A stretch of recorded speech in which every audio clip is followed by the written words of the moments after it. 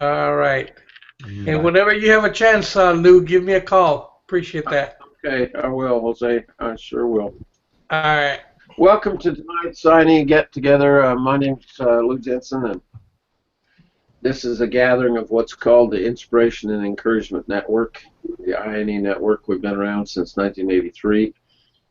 We're we kind of came together out of the business roots of my invention of the power pen.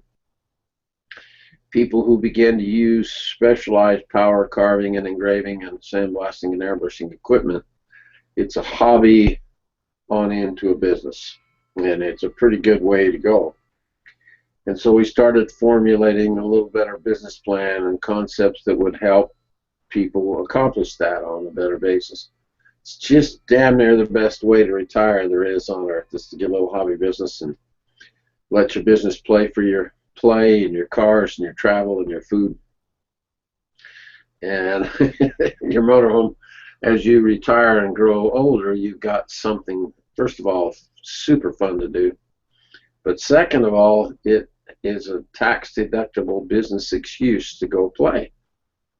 And if you don't bother to do that and set something up in place, then all you have is live on whatever retirement income sources that you actually have.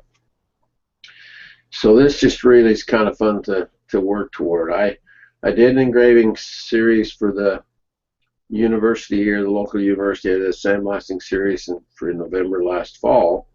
That was a $4,400 order, and now they called up this and that last week ago and want another big order to go to the Middle East. And so it's the kind of thing where it comes in now. I had to go out and go after it to begin with, but those orders are just kind of a spontaneous flow now that I not only love doing, I have a great deal of control in when I have to do that, and I get paid extremely well to do it.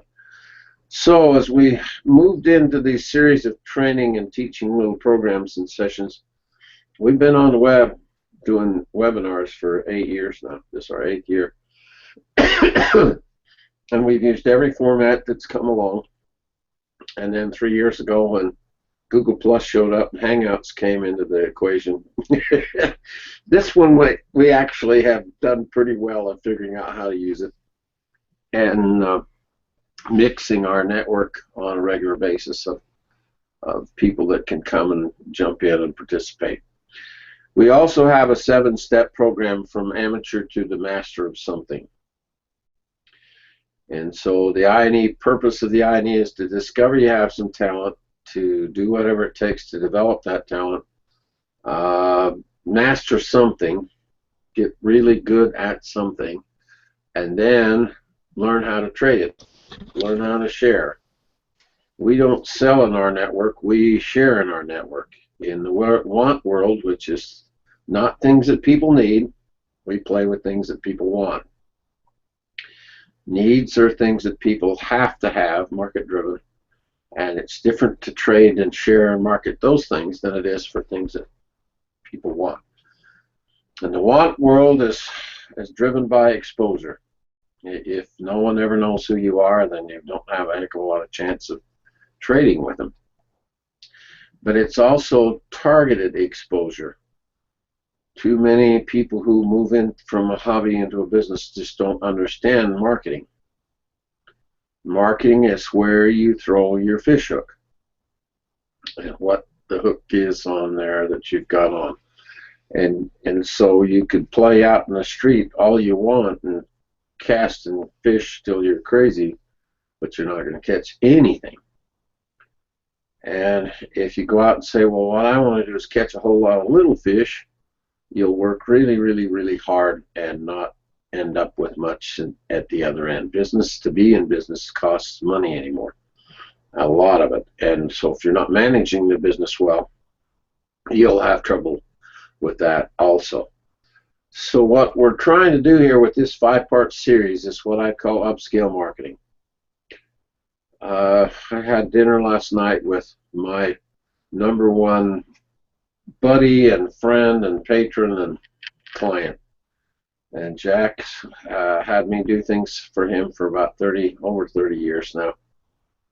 And we're doing a book. I got to show it to you guys how it's coming. We're doing a book called the Solomon Collection.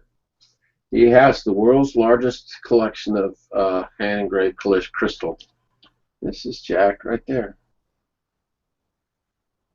And I'm calling it Utah's best kept secret because he's got $40 million worth of art in his homes, and no one in the state hardly even knows who he is.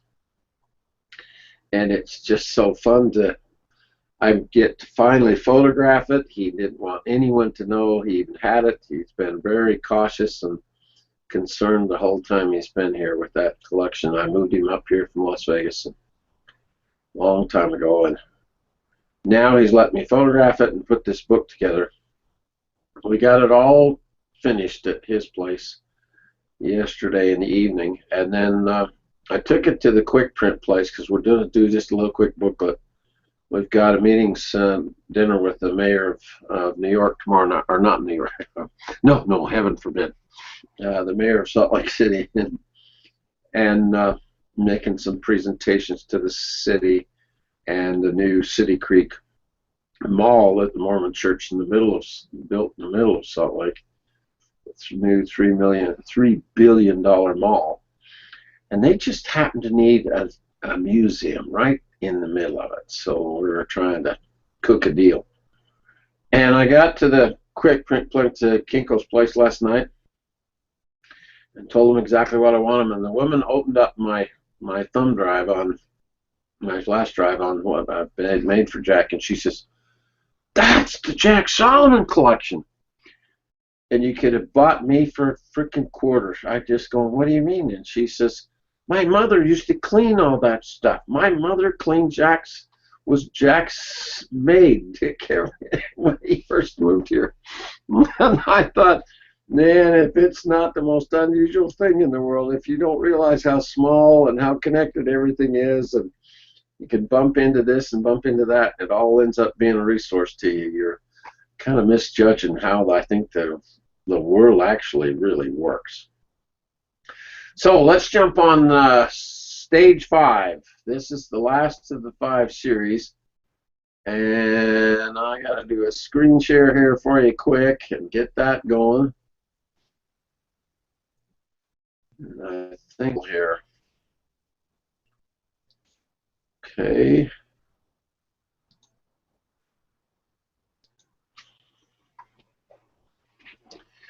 I talk often about this particular concept, that worrying and going in the direction of what you care about is, to me, more important than the money and the fame and the fortune. And it will bring both if you'll just attend to those things that are your own individual preferences. And if you, as long as you don't settle for anything less, then you'll find yourself in a position where you're kind of capable of living the best life, the overall best lifestyle. And I think that, to me, is what really, really is important in tonight's show especially. Too many people I coach and counsel can take the possibilities only so far, and then they run out of answers. And if I were to boil down my 40 years of being in business, anybody who's owned their own enterprise, which is only 3 out of 100 people ever have an ongoing existing business, every one of those 3 will tell you that business is just problem solving. That's what it is. You're trying to accomplish this, and you got to do it this way, this way, this way. And if that doesn't work, you got to create a new way. And when this came up today, I stopped everything, grabbed it off the web, put it into the show, because it's just brilliant. It's exactly what this show tonight is all about. We started the INE Network because inspiration is up to each of us as an individual. It's hard to inspire somebody. If you're not able to inspire yourself, we need to work on that a lot. if you can't get motivated and see some potential and have some hope in your life, there are ways to improve that. But once you've got a dream to go after, a dream to live worth living for, then the encouragement then can come from each of us. This like-minded army that we're building is how I think it really is becoming successful. So welcome tonight. We appreciate your participation. Jose's in the film strip tonight from Phoenix, and this is a big carving that he did last year. And when we watch someone, when I participate with Jose over the years and watch his career grow, there's just nobody, Jose, I'm more proud of. You really have come a long, long way. And to get paid in the range that you did for doing this and deal with all the issues and the struggles that it was with a whole new thing to take on, now you have even more confidence and even more possibility of what you're doing and the direction that you're going. Now, I put this up quite a while ago, and we're going to look at it a little differently here in a minute. But I want you to begin to notice tonight how the followers and the views are beginning to happen for each of you. Because I'm pretty determined about what is going to happen with the Inspiration and Encouragement Network mixed with Google Plus especially. Because it seems to me that workability, the tools that Google is developing are more business-oriented than the other social media. And as that grows into fruition, I think you'll find the judgment of playing and participating with Google Plus is going to be a really, really, really worthwhile thing to do. And this was from a year ago. These are your numbers a year ago.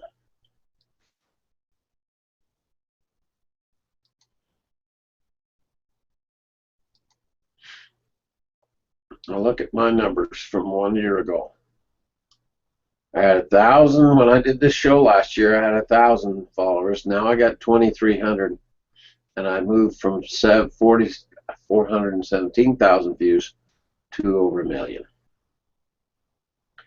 And I know this is kind of a hard number to really represent and deal in reality of making any money yet. But I guarantee you we're going to figure out how to turn that in, because that volume is what really, really, really is significant. Exposure in the art marketplace is the most expensive thing there is about doing business. You just can't justify the expense of most things to get exposure and publicity. And so if you can't get it and pay for it, then what should you do? As you begin to build a presence and you're playing on the web, this represents quite a period of time in my life of putting things into place. I shot this video with Carol a long time ago about sandblasting. But if you could see the numbers we're watching now and how far these numbers have grown from those periods of time, they're all getting a lot more attention all the time. My little one that I did on the coin disc is now coming up on 1 million views. And when you can do that, it's this one right here. Can you see what happened in a year? And if you can sense what's going on here, and how can I learn to use this and bring it into my life and make it an advantage? What I try and show you how to do is to build an oil well of producing income that comes in on a really steady basis, so that you can then retire and play a little more when you get a little older. And it's so hard for me when I run into people who are very poor at counting their money, keeping track of things and paying attention to both what comes in, but more importantly, what goes out. The control of the bottom line of a business, the net of the business, is very easy to calculate. It's not so easy to keep track of, but it's very easy to calculate. And if you don't know on an ongoing basis. It's like the dashboard of your car. If you don't know how much gas you've got in the tank, how can you make any predictable gains and progress? And so finding the dollars and figure out how to make this more effective and more productive in your life is what this show should really represent. When you basically can figure out the path less traveled, this is where every one of us are on a path less traveled. That much we've figured out. I'm going this way with the rest of my life. I like how it is to go in that direction. Figure out and make a little bit of a plan of how you're going to get on that pathway. Make a decision who you're going to travel with. How can you go this pathway and go with negative, difficult people who are not supportive of what your hopes and dreams are? It just is impossible to make that work that way. And then figure out a way to stay on course. Never, never, never, never, never, never give up. Now, if you can see that this is a plan, this is a map, this is a way to take the rest of your life, and if you'll just pay attention to that, you'll begin to see that the trick is to stay out in front. I can't tell you how many times in a year I bring up the chessboard as a way to do your business and live your life. If you'll get to where you can plan and prepare and get ahead of moves, not just one move, but 6, 8, 10, 12 moves in advance, and you use this magic little formula. This has been the basis for the entire show series. When, what, where, why, how, and who. The famous Rudyard Kipling 6 servants. And if you got to where you got that kind of in place, you'll begin to figure out what you next need most. And if this isn't magic stuff, most people get up every morning and just face whatever comes along, and that's not overly productive. I mean, if you know where you're going and you've got a good idea and you get some degree of results so you can keep going in that direction, oh, God, that gets good. I have met so many people who started something as a hobby and then it became their whole life. Ben writes these crazy books. They're just little books on a rack at convenience stores. And they're on all the major highways. In all the convenience stores you go in, you'll see Ben Good's stuff. And I particularly like his Bad Day book. He's really clever.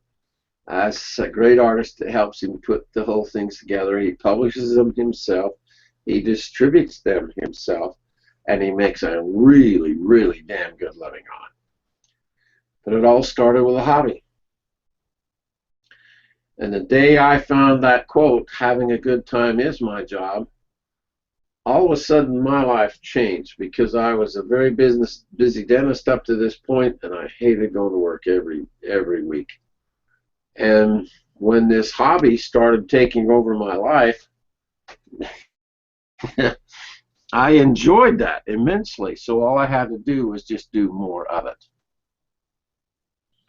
And when you find things like this that then fit in your plan of what you want to go after and the direction that you want to go, and you set aside a little space to begin with, whatever space for a little 2-bit studio you've got, that you can dedicate to the discovery of yourself, your own individual strengths, and then dream of how, if you had enough money and enough time, what kind of studio would you have? And then give it a name and begin to see if you can't begin to make it a reality. I don't know if Nick's still on tonight, but Nick came by when I was right at this stage in early framing up Soulworthy. And for me to take that dream and put that thing together and get it all done and ready to go and make it productive was one of the great periods in my life, because I had I had a dream that came true, something I put into place and made it work. I just pushed it hard enough till it began to be something that's become extremely productive. I filmed my entire book, Opportunity Intersection, in that studio. I built it for that reason. And it's now done, and it's going to sell all the rest of my life and on into my kids' life. And that whole dream started at age 35. So when I talk to you about 7 billion people traded today, how did your day go?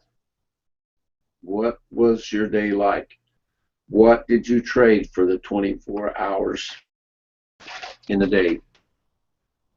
And is your trading for things that people need over here? Or is your trading for things that people want over here? Now that's the positioning in the marketplace. And you are the controller. That business model is different for things that people need as opposed to what people want. And this is where artists always get messed up. They think it's the same when it really is not. Tamika found a book, gave it to me quite a while ago. I like about anything John puts out. And if you read it, you'll discover every one of these books, the principles of success really are the same. The secret of success is determined by your daily agenda. You kind of get up going knowing what you're going to get into. And if you can kind of allow for that fact and then think about what you're really going to get done, then all of a sudden you begin to have a whole new way of looking at it. Bob Hope, I don't feel old, I don't feel anything till noon. That's when it's time for my nap. The older I get, the funnier that quote gets for me. So if I nap a little today, one of you kick me under the table, under the computer, where you keep me going. We're talking about the trading sequence now, guys. This is how you make it work. This is what you're trying to accomplish. And if you have the attitude that there's nothing out there in this marketplace in the world for you, then you probably ought to just hang up the computer tonight and go watch television or do something else. Because you got to have the attitude that there is something out there for you. You got to say, I'm going to figure out what's the rabbit in that hat, and I'm going to figure out how to get it out. Okay? We talked about Tony Swarton in a show or two ago, and I like to use Tony's life and career as an example, because if you could polish and focus and shove your life in the direction that Tony has done, even with whatever else, a degree of mastery is such a significant thing in life. But guess who's going to have to put that into place? This is something that no one else can do for you. The paragraver did all the engraving on that hook right there. It was the cover of the movie. I was very proud of that when I saw it at the Southern California Knife Show. Every time I see something that fits, something that drops into place, when I was preparing this show series, The Economist magazine came out, and it's so interesting because you can say upscale, or you can say affluent, or you could say the rich and the rest of us. And the second I saw that title, I just went, oh, damn, I wish I'd come up with that title. It's extremely good at explaining what we're going to try to accomplish. And if you can see that this is an exit, this is not the freeway, this is not how everybody else is going, this is the path less traveled, and then make some plans, and then persist, that's where I think success really is in the long run. And if you can begin to realize that there's some things that are really important that you get and that you understand and that you target, and really make this your coming up effort, you're really going to have something that will change your life, that will become more effective as time goes on, okay? So if we're going to go after this, the first thing to remember, the first secret is constantly keep your fish hook in front of the more well-off customer. You're going to fish in more likely places to catch a big fish now than doing all your work and all your effort in your local family and friends circles. It just doesn't make any sense to fish the person who can't afford your work. And so the pricing is affected by that. The availability is affected by that. Everything is really messed up if you don't understand what we're talking about here. And if you don't bother to have ways of measuring and tracking your efforts, it's so hard to, mentally we're usually off. We think we're doing okay, but unless you're measuring things, you can give any idea whether you got it or not. I'm sorry, Elena, but you're on the wrong route. I can't pull you in off the phone. Maybe she can still get in. Ways to track and measure your effort is just huge. You've got to have a way to have a dashboard for your business. Chris is helping Tammy and Shannon a lot with Profitable Hobbies now, and they just had a meeting today about how things have gone, and already Tammy's up 12%, and that's through a quarter that are usually dismal. And so it looks as though some things are really beginning to move and some fun stuff happens, and there's just a whole new attitude when you can measure it and see that you're making progress, okay? Kind of measure where you are on this measure thyself tonight. As I read down through this, step 1, I'm new, don't have a clue. Step 2, I'm into it some, but not all that sure of how I'm doing. Step 3, I'm on my way. Don't have much yet, but I'm on my way. Step 4, I'm doing great. It doesn't matter to the degree that you're playing with amateur or master. What matters is you're making progress. Step 5 is when you start to really begin to get a vision. It's like a little fire, passionate fire that gets started in you, and you begin to realize, oh my hell, I'm getting somewhere. And the more you participate and build that fire, the more the enthusiasm will grow, and then you begin to get a pretty good idea of what you're going to do with the direction. Step 7 is when you're kind of in the groove. I've got it. I know what I'm doing, and all I do now is persist with that particular effort. Now, the third secret is just find new ways to solve problems. If it won't work one way, create another way. There is always an answer. There is always an answer. And you just have to realize that unless you shift this and begin to fish and target this more well-off crowd, you don't have a way to make your business produce what you want it to. Now, we have a lot of people, we have a lot of different ideas. The network has grown.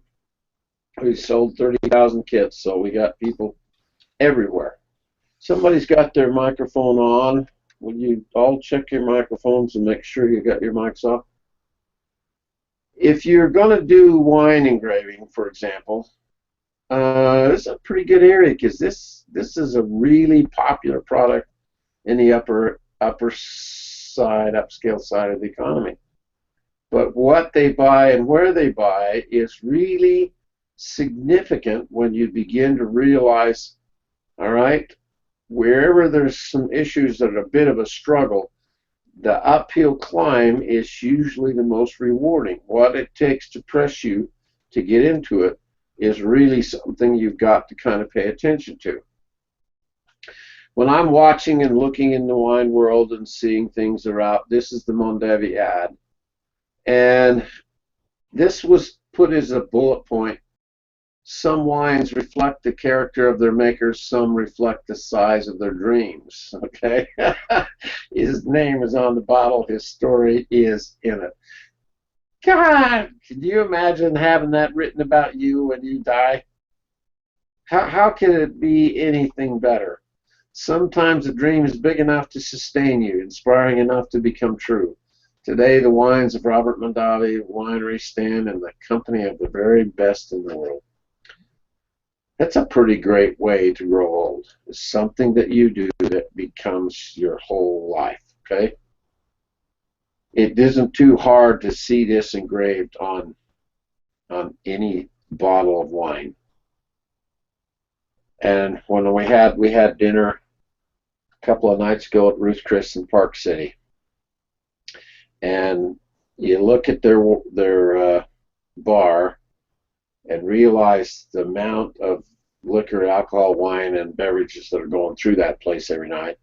And they got all this glassware that's just absolutely gorgeous glassware, but they don't have their logo on anything anywhere. So before I left, I got the name of the manager. Because I can't do that job, but I could sure line it up for somebody else. It's just something that you begin to realize how much potential is sitting right under your nose all the time. But in our world of custom personalization, it's got to be targeted to upscale customers. So Woody used to teach me, and Woody was my mentor, and Woody used to teach me that the real trick is to try and figure out how can I improve the odds. If everything in business is a degree of trading, then improving the odds is really what it's all about. And you match that with the individual thread that represents you. This might be your pathway. This is someone else's pathway. It is really represented as the rainbow. And when you put that all together and begin to realize that everything really does happen for a reason, you begin to say, well, all right, let's look at what we've already presented, okay? Jim Pratt was the author that I bumped into accidentally right after my daughter's death. And Jim's a nationally renowned author, crossed my path at exactly the right time, and this is the byline that he uses to describe his life's work effort. Help another endure by lifting their hearts. Gary Price helped form the INE Network years ago and is one of the nation's leading sculptors. And his is I do art that lifts the human spirit. You would really be wise to zero in on what is your byline. This begins to be your focusing tool. This begins to be an essence of why you do what you do. And yeah, this is hard to come up with. Yeah, you got to really pay attention to it. But it's so hard to go after this direction if you don't have that, okay? See how Gary has, this is his stylized signature, and it's trademarked, and then lifting the human spirit through sculpture. This is what he does, and he's extremely successful. He's built his brand and his name for, 30 years now. He and Keith and Tammy started the INE Network in 1983. And if you wanted to have something that showed you as a professional person, and you wanted to have just that neat look and that great smile, and you can tell he's contented and happy about what he does, but he's working. This is that professional avatar, that way of when people bump into you, they go, oh, I kind of like this guy.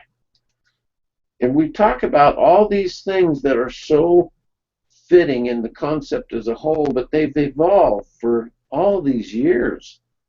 Gary did the piece for the INE Network as our icon, our brand, and it's called Synergy.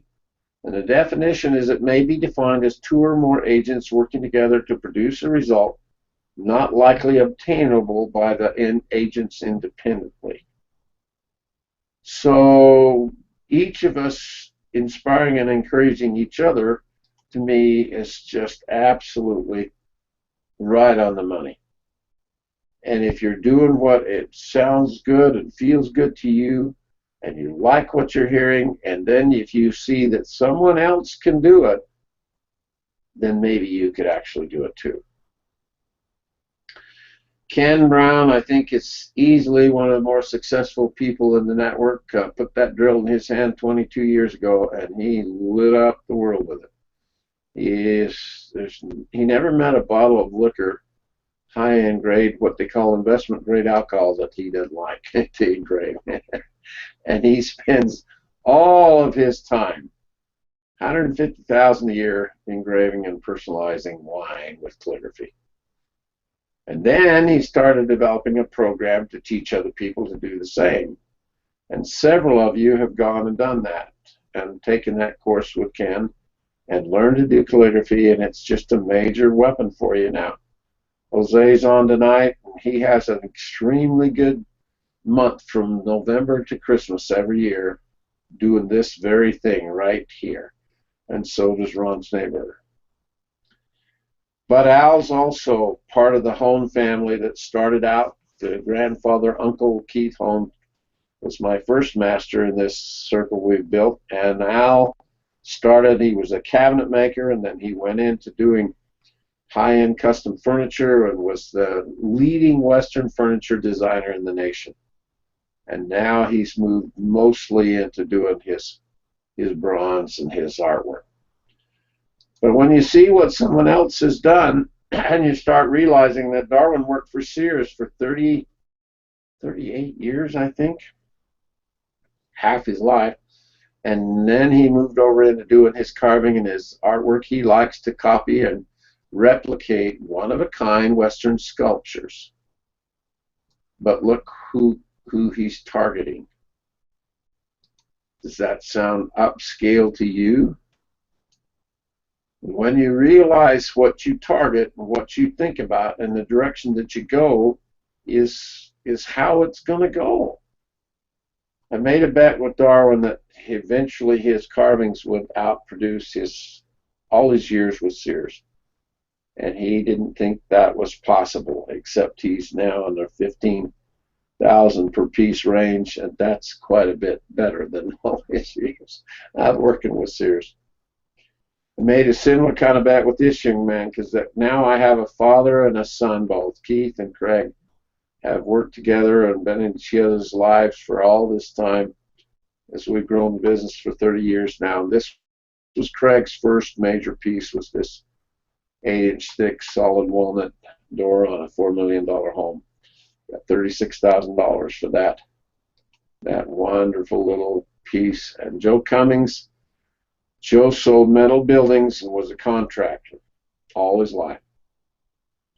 He started carving and doing artwork, and this was our bet. I bet him that he needed to take the gun and display it competitively at the state fair. And he was pretty anxious about doing that, and yet he walked off with the grand champion. And if you guys can just realize it's a one step at a time kind of move, these guys now have a lifestyle that most people would really envy a lot. But they've gone after that direction one step at a time. Jose knows what work effort it takes to move his life from where it was to where it is now. And I wish that weren't such a climb. I wish it was not as steep as it is, but it's what most people will not do, is that work effort to climb the mountain of success. But Jose has done that and kept doing that, and is building a name and a reputation from hell now. And it's now starting to replicate. It's starting to ripple into his life in the most unusual ways. I went over today to pick up the Art Connoisseur magazine and saw the Southwest Art magazine, and there's an ad in there for Denny Wayne Scott. This month there was an ad for him and Greg Woodard in Southwest Art last month. And these guys get going in these directions and begin to have something that really, really turns them on.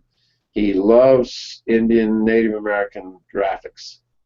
And so that's where he's taken his whole concept from the very beginning. And if you can just begin to see here that navigation thing is what matters here. You're targeting some individual effort, but if someone else can do what you're thinking about doing, then you've got an option. You start to having a way for you to go. And if you realize the customer, the only customer that can afford to pay you in the range you need to be making is this upscale client paper. Now look at the numbers now, okay? I pulled this off of yours today, Debbie. I pulled off of Jay's. I pulled off of Jose's. Now Jose's busy making money, so his isn't as strong yet. But look what Jay's done. Guys, my God, Richardson, you can be really proud. And he just announced in the green room that he's got packages going out in one direction for one state today and a whole other state tomorrow. His reputation is really starting to spread and really starting. You got to know, you're going to play with me. I'm going to watch these numbers, guys. I'm going to pay attention to them. But who ought to be watching them closer than me? And doing something with them. Look what Ron's done. He is just absolutely cutting a swath now. But look what Lance has done. You got 500,000 views, Lance Larson's Judas Priest, but that's just, and most of this is in a year. Most of this is in a year. And you'd say, well, that's just somebody that crossed my path. And I'm going, do you know how important that is? Do you know how significant it is when someone spots your work and begins to identify with your avatar and your profile? Do you see why it's so damn important to get that in place? And begin to realize that if you have the key to unlock your future, you're the one that has to do that. You're the one that has to find the key, put it in that damn lock, and then get it going. With the bigger fish, you can't snag them. You can't get them with a fish net. They're very hard to catch. And you cannot manipulate them. They are very hard to talk into anything. A lot of people say, oh, if I could just sit down with Jack for dinner, Jack Solomon, and he'd sustain my life like he has yours, and he could sustain all of us in about a heartbeat. But he's hard to sell things to because he's been pressured all his life by everybody who knows that he's super rich. So the trick is, how do I get myself in front of that customer in a way that then makes it their decision? You see, you can't approach them directly yourself. It needs to be their decision. So if you're in a competition and they see you've done well or won, they'll bump into you that way. If you do art shows and events in front of the well-off crowd, they'll see you that way. I love special occasions and fundraising a great deal, and I participated in all of those. I've been on television, I've been in newspapers, but of all that works well for that upper end crowd, it's this little magazine function right here. Now, in the business marketplace, for people to react to you and begin to buy, they have to cross paths with you usually 6 times. And this is the part most misjudge. They think that they're going to do really well with the first time they bump into a rich person, but that really isn't how it works. And one of the factors that really changed my own life was as soon as, they've got all the money and influence in the world. They can part the Red Sea for you if they want to. And that's usually what happened for them. So they're really good at saying, you have no idea what I can do for your career. Because that kind of influence in your life is what really starts to make things pop. I had a shot at Malcolm Forbes right when I first started carving eggshells. And I got the charming letter from him that says, hey, I like what you're doing. We're going to lay New York at your feet. And it was right at the time he was dating Liz Taylor. And, boy, I just thought I absolutely had it made because I was in the door finally. And then he died too soon. That left me starting over and starting it again. But it doesn't hurt for you to really, really try to figure out ways that can help you separate yourself from the crowd. The more you can be unique, the more you can think unique, the more you can work unique, the results will be unique. And it's just up to each of us to look at that and say, well, how can I do, who am I, and what do I have to share that is unique with the world? I've got a 7-step program. Once you begin to figure out where you're going, Covey said that highly effective people begin with the end in mind over here, and this is their as-is world, and this is better. And you literally figure out, how can I get myself from amateur to the master of something? If Da Vinci said it was hard to mastery, they would not think it's so great. That has to be true for every person that ever mastered anything. It is always uphill. It's just okay that it's that way. Now, I prefer, out of everything I played with in all my business years, exposure tool for me is the magazine industry. And if you begin to say, well, I'm going to see if I can't really get good at that, and realize, what can I do to make that work for myself, okay? And if you'll realize that you can learn that, you can put it in a place that you begin to realize that the multiple-page story published about your work is worth an absolute fortune. If you had to pay for 1-page editorial insertion in the average magazine in the United States, is at least $80,000 a page. So how in the world do you get it? How can you get yourself in front of that kind of readership, that kind of numbers, that kind of demographics? Are you going to find it in your neighborhood, or are you going to find it in Sedona or Park City or Sun Valley or Jackson Hole? There's resort communities around every one of you, and we've talked about it in every show in this 5-part series. And if you'll really realize it's not just one story you're trying to put into place about you, it's about working with the machine, the trading sequence, because this machinery of the media has to make money first and foremost. If it doesn't, it dies very quickly. And so it's not for you to make money. You're a part of their machinery to help them make money, okay? I set up the apprentice program to kind of put it in front of people.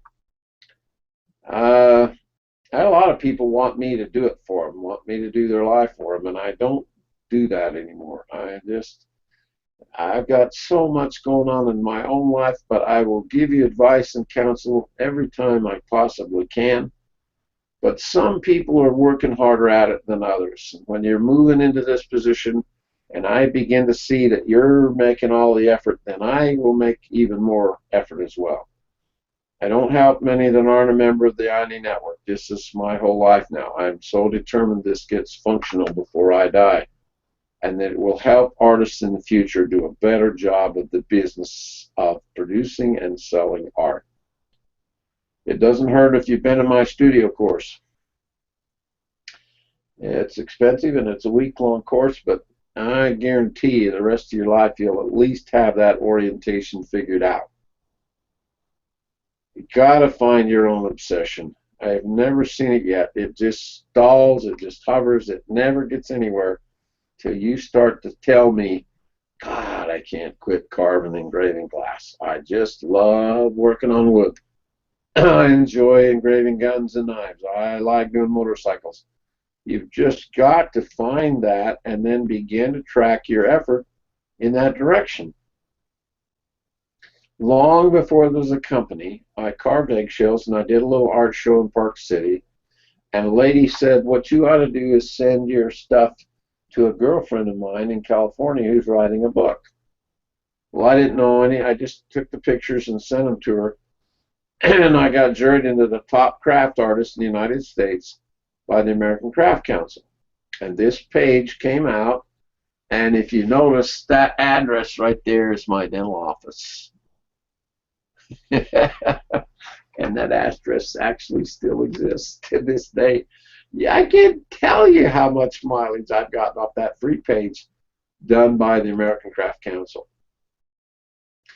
Then Nancy Fitzpatrick was a writer for Southern Living Magazine Empire, and Nancy called up and she had seen this article in the American Craft Council book. She says, I want to do a story about you. So it took us nearly a year to get that done and get it published and get it out.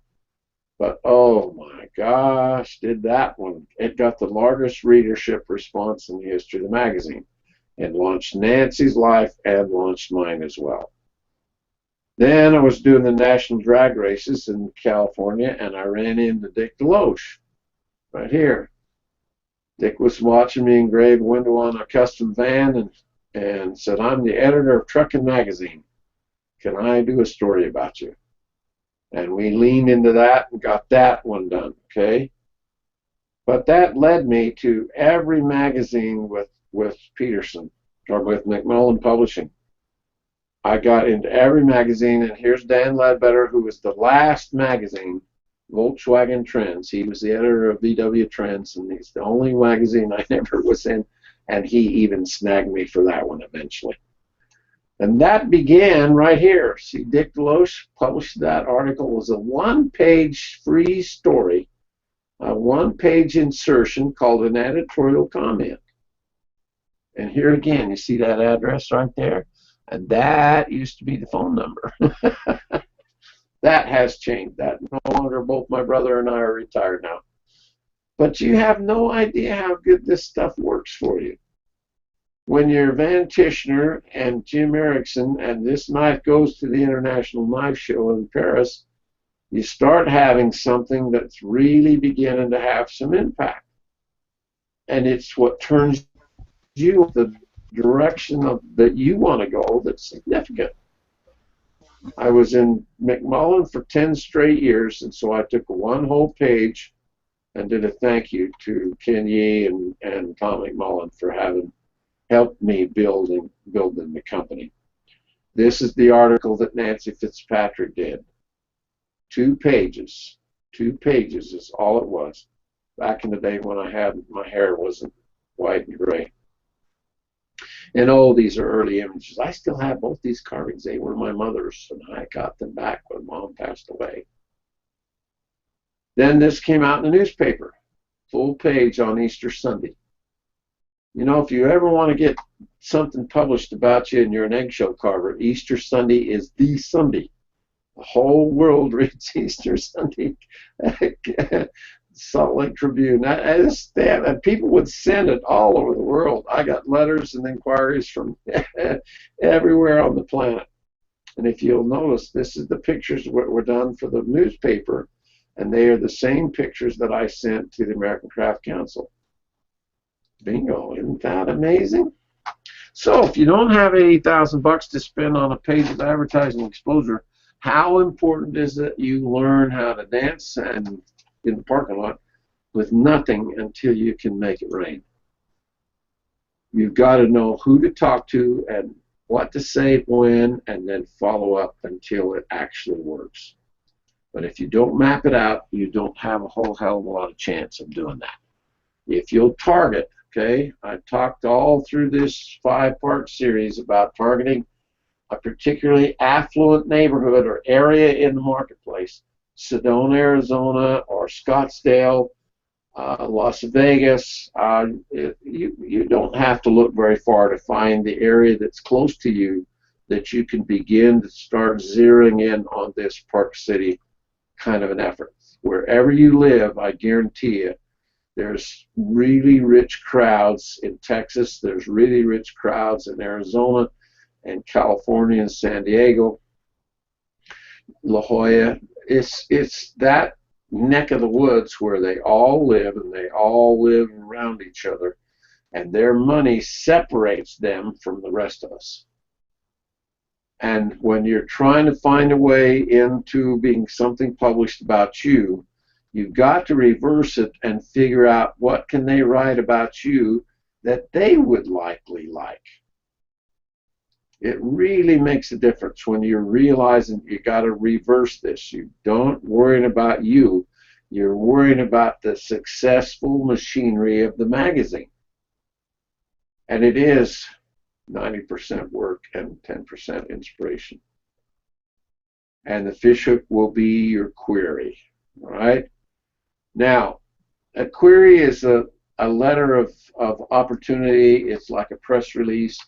You're sending a letter to the editor to try and talk them into letting you do something for the magazine, or having a story written about you. But I've learned to reverse that. I come at it from a little different direction. I call it a secondhand compliment. It's another way of having them pay attention to you. Remember in last week's show I told you that curiosity was what is the best human nature thing on the planet. You get somebody curious about what's going on, they're very hard for them to say no, okay? Now the first thing you got to know and remember is that editors are just getting absolutely creamed. They get hit with inappropriate manuscripts. More and more publications are closing their doors to unsolicited submissions. That means a query letter has got to be really, really deadly. You can't send them the whole finished item. You've got to really be able to make it work, and it's all email contact now. They don't know anybody that pushes paper in the media world anymore. So a coherent, well thought out idea that fits the publication's content. And note that you have read the publication. If you don't say something in this that they realize this isn't just a form letter, you've read their publication and you have a great idea that might actually fit their machinery. A thank you. First, I like to thank them for what they're producing as an editor. Then I make the pitch, I make the presentation. Then there will be a hook in there somewhere. Something that then brings this curiosity to the surface. That's what they'll zero in on, is this right here. And it's got to be short and sweet. So if you could sense that you're doing this a little differently, and it's not what they like and what they do, or what they most often publish about. They're human beings. And none of us like a braggart. If you get into it and you start telling them how good it would be for them to brag about you in their magazine, that is not going to go anywhere. So, curiosity. This is the whole secret of making this work now, all right? Why would they be interested in your story? I've got a really interesting story. I love your magazine, and I've got a really good idea for a storyline. Question is a hook. Question is the hook. Experience of what you're doing is a hook. Attention grabber is something that is coming up, usually has a deadline attached to it. I think the hooks that you have to avoid are anything that makes you seem like you're an amateur. I just started doing this last year. I just started doing this a week ago. I haven't done much with it yet. Anything you say in that query that opens the door to your, or talks about your amateur nature, you will not get involved. I guarantee it. Okay? They also don't like the suck up hook and a bid for sympathy, and I'm faking it. Now these three right here, if you're on Google Plus much with me, you notice people who are playing the suck up, sympathy, faking it category in their posts constantly. And I just look at it and I think, I don't think you realize what you're doing to yourself. Because we all can sense this. We all kind of know when somebody's kind of trying to brown nose things, and it just doesn't work well. You've got to literally know these human nature characteristics and remember that these people are powerful, successful, busy people. They don't have time to mess with your ideas unless they're short, succinct, and on the money. And you've got to sell the sizzle and the steak. This is oh shoot, what was his name? Zig Ziglar stuff. Sell the sizzle in the steak, not the steak. And that's what's in it for them. They got to sell magazines. They got to sell advertising. It's how they make their money. And so your idea had better fit in their business machinery by design. By design. There's a pattern to it. Now, if you look through Park City through her eyes, okay, she's the editor. And she controls everything that goes into this magazine. And when you see what she's put up as a title for this month's issue, then all of a sudden you start putting things together. I like to consistently notice who is the publisher, who is the editor, who's the art director. Look at that name right there. Now I want you to realize what Thomas is all about. We're going to talk about him in a minute here. And then these are writers. These guys don't work for the magazine. These guys are hired by the magazine to do individual articles that are then published by the choice of the editor. So the editor is usually who picks out who does what for them. And then Sharon's over at production, and Greg and Susie are after sales. Now, they usually have this also in the beginning of a magazine, especially the higher end magazines, of who the writers are. And if you begin to realize what the information they're publishing about each of these writers, you begin to sense who might then fit best with what you're doing or that you might do, okay? Steve is a regular contributor to Park City Magazine.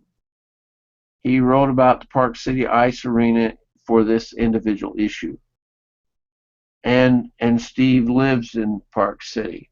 He's a designer and a writer who's lived in Park City. These guys play with the community that they service, and they usually have some status. They usually can make a difference in helping you build your individual career. And the whole magazine sustains an upscale, affluent lifestyle. You can't play on the top of the hotel, this hotel in Park City, for less than $1,000, $1,500, $2,000 a day. It's an expensive, expensive neighborhood. And that magazine has to sustain that.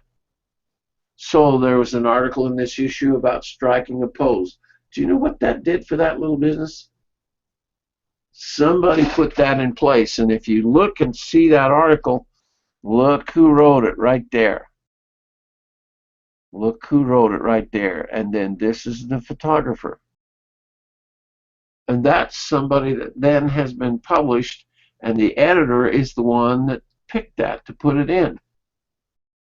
Then they have a lot of influence over the advertising that's done. Somebody will design this and put it in, but instead of just something that's low end, they turn it into high end. The young skater. This is a young little star, but I guarantee you her parents are wealthy, or her grandparents probably. And this kind of stuff is influenced, gets published, and helps beginning to build a career. Then there's the Fire and Ice article, visiting Utah's 5 national parks. And then all of a sudden, look who's here, okay? Tom Kelly shot the cover of that magazine, and he shot several covers. And when we were in the Ruth's Chris restaurant this week, his photograph, a huge, gorgeous photograph, was hanging on the entry wall going into Ruth Chris. And I thought, you know what, Tommy, I've met him a couple of times now, and it's so fun to see how one thing leads to another, leads to another, leads to another, and leads to another. You've got to learn to play with this upscale crowd and pull that in your individual direction. In this particular issue, and most issues in Park City, is a huge Prudential real estate insert. It's a whole separate published printed thing and stuck in the magazine. And if you can see that kind of individual inserted piece, especially a multi-page piece, then that's also where you should start to look for a possibility of doing particular custom engraved personalization. Thank you gifts. Okay. Then there was a big article about 4 photographers. The relax and renew category about the local spas. But look who wrote it. You see that right there? You start noting these kinds of things that are right smack, they're printed in the magazine. All you got to do is just pay attention to these kinds of combinations, and then how in the world can I get to Virginia and see if she could maybe write a story about me. In this issue was the story about Tom Mangelson, and Tom, I told you many times, Tom and I did an art show together when we were first starting in Jackson Hole, Wyoming. And we were right next to each other in this park, Central Park, and he was beginning his photography career, and I was beginning my art career, and neither one of us sold anything the whole weekend. We were there for nothing. And so we traded. I got a photograph, and he got a piece of my carved eggshell, and away we went. But we never have walked away from it. And we started our connection in the very beginning. And you just have to begin to realize that there's a lot of connections laying around in this entire magazine. From one person who controls the design firm to another successful photographer. This kind of stuff really helps that magazine work. And that's the editor's choice. This is the ad in that magazine for Trolley Square. And about this time of the year, I walked into Trolley Square, went into the manager, and asked him if I could do a little art show with my carved eggshells in the amphitheater they had that didn't have anything going on in it. And she gave me, for our Easter weekend, gave me the space and let me come in and sell my work. It was very early, but I just jumped all over it. And all I did was just decide that I think maybe I could sell my stuff in Park City or in Trolley Square. And I went in and asked. That's all I did. So there's a pattern that I've showed you. And if you can figure out that pattern and begin to aim that pattern, and somebody else can do it, so can you. If Greg can do it, he's the most winning world champion woodcarver on the planet. This one in 1992, Cactus Flower. And the very next year, Jack Solomon, my client, bought his second piece. And he's won the world championship. Now, he's a falconer. He raises birds of prey, real birds. And then he does copies. He used to carve them all out of wood and use the power pen. Now he does mostly clays and bronzes. But if you pick up Southwest Art Magazine, just about every issue, Greg Woodard is going to be featured now in Southwest Art by somebody. When he came out with this piece, this was the story of the Transcontinental Railroad come together, and it was a lame golden eagle was bugging him at the time of the finishing of the railroad.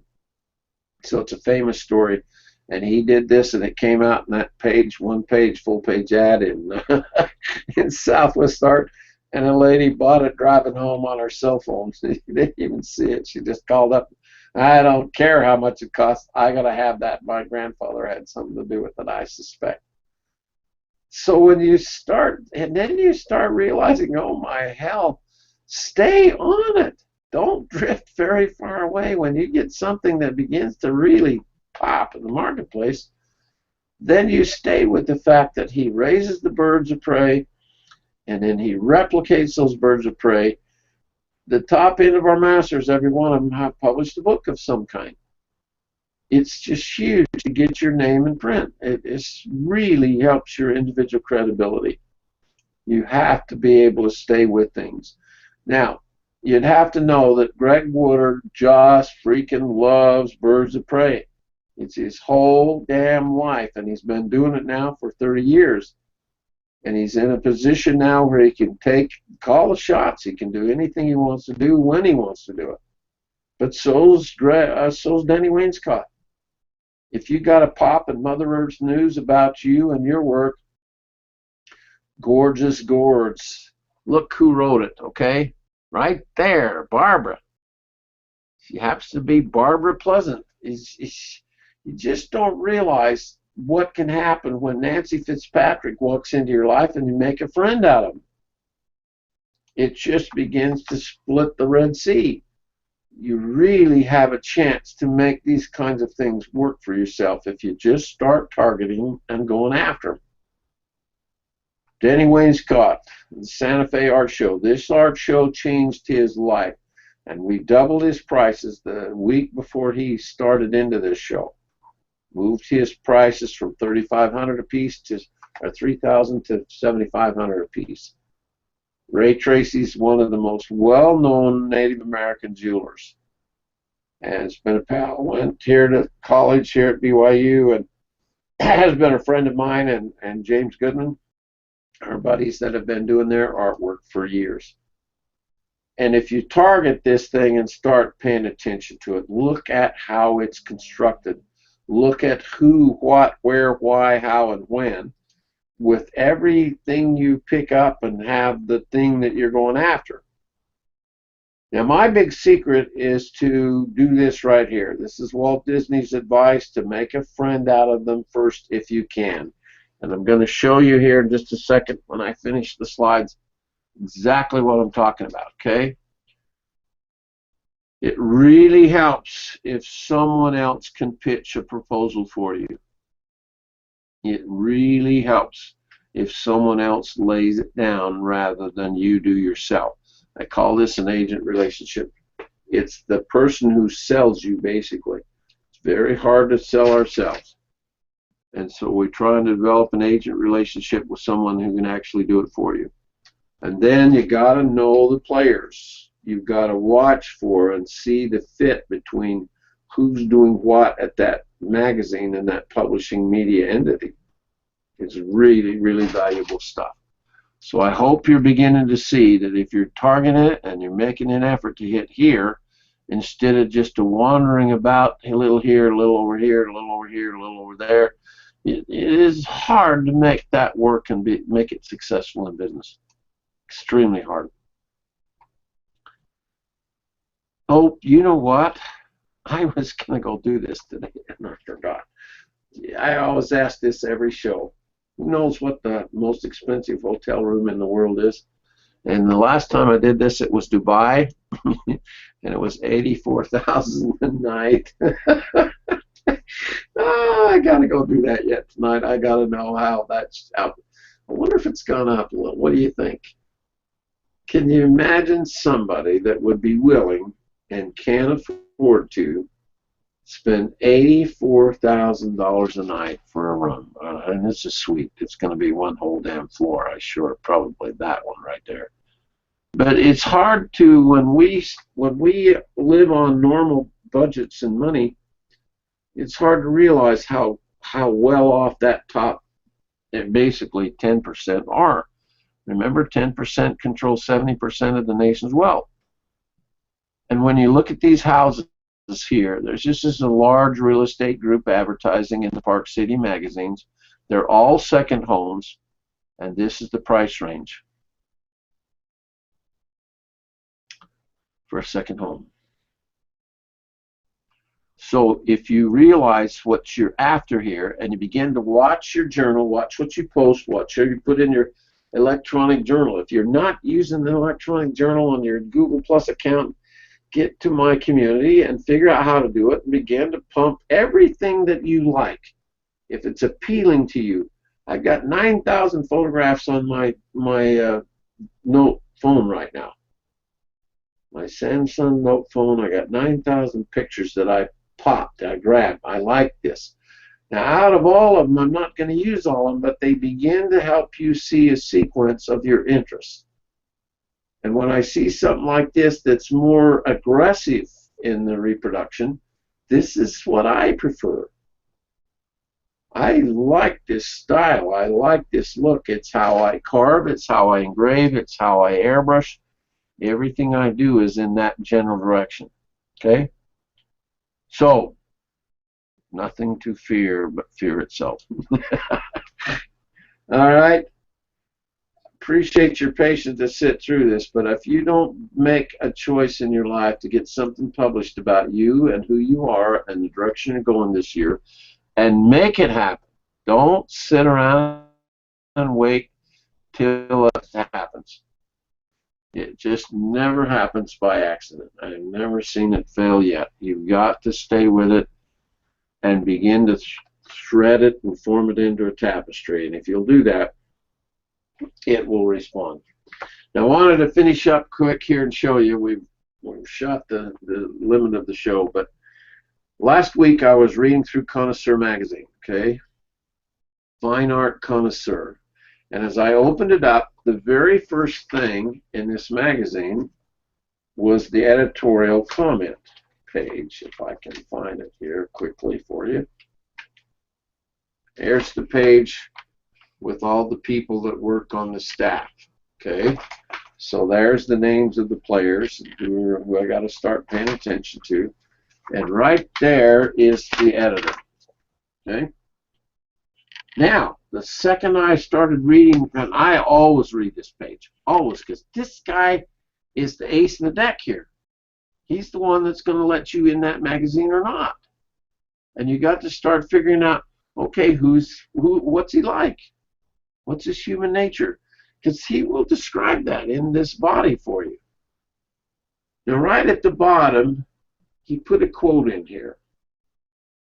I'm going to read you the quote.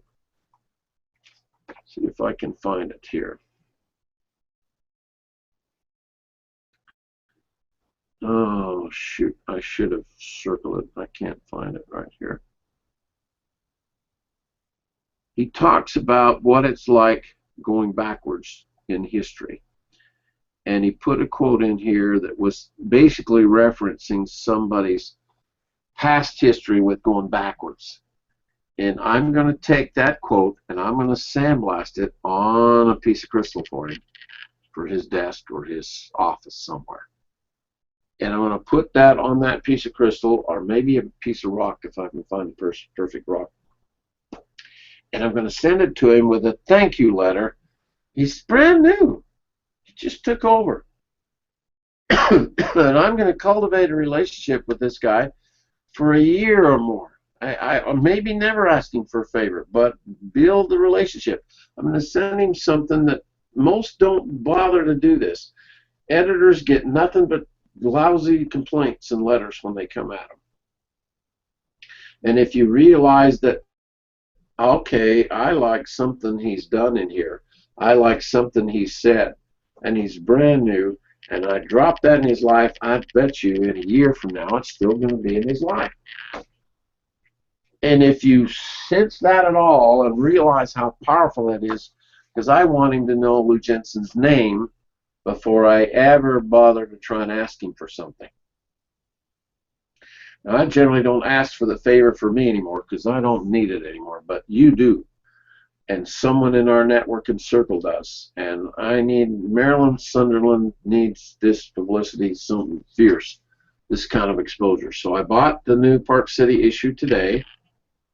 And it will be the same format. A few pages in is the editor's comment, and then they always have a list of the writers that have participated in this particular issue, and you begin to sense who's in the magazine and what's going on, and you start realizing that if I can pull this machinery is selling Park City.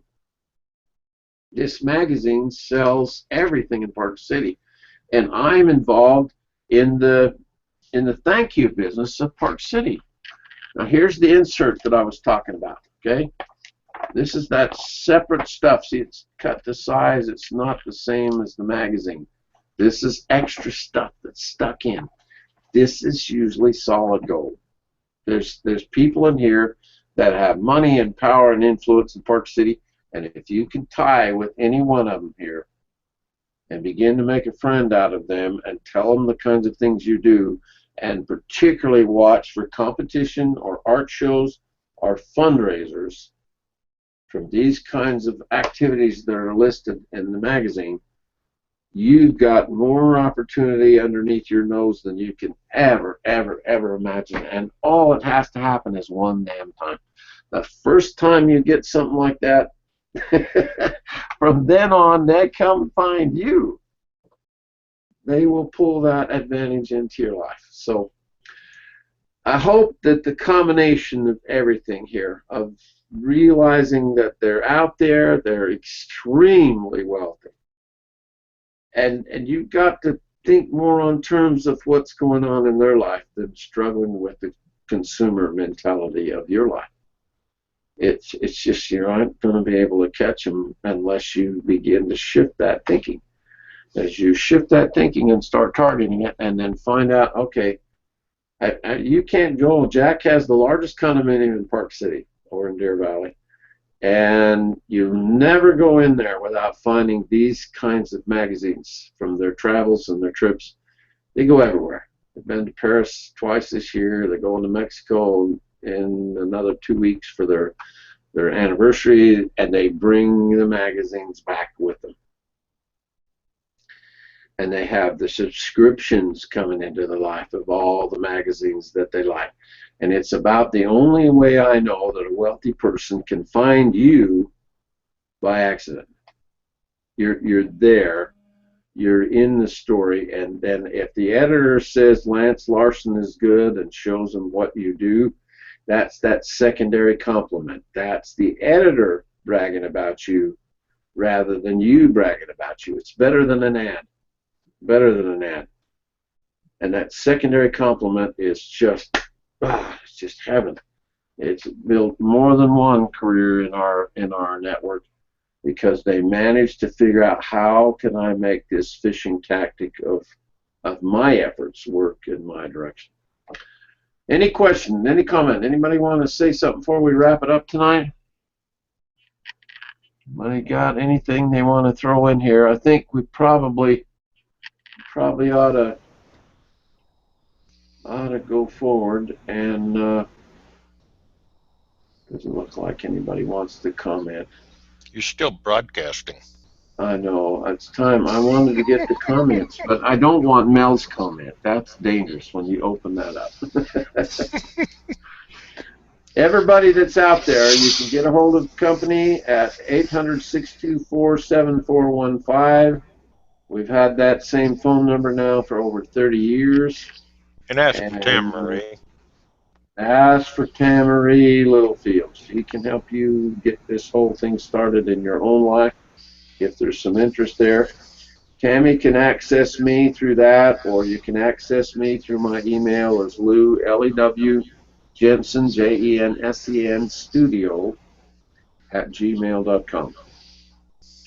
And we'll try and help you if you want to do the apprentice program, if you're an amateur, if you're a little ways further way into it.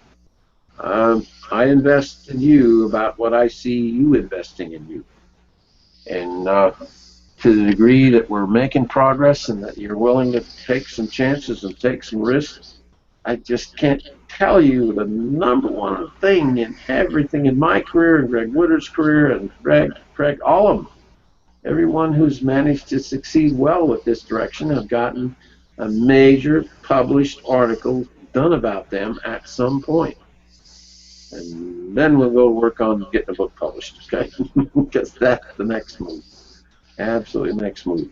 Thanks for your participation tonight, everybody. I hope you got something out of it. All 5 shows are up on YouTube, and so if you want to go through the entire sequence, it's 5 hours. Sorry, there's a lot. But I hope it will bend your thinking. You just can't play on the same terms that you are now, or you get the same results. It's you that has the key to the success and the lock that you're trying to unlock. Okay, thanks much. Appreciate it, guys. We'll catch you next week. It's time now to move on to personal branding. We did pricing. Now we do upscale marketing. Next, we're going to do branding. Okay? And you can't ignore personal branding. You're not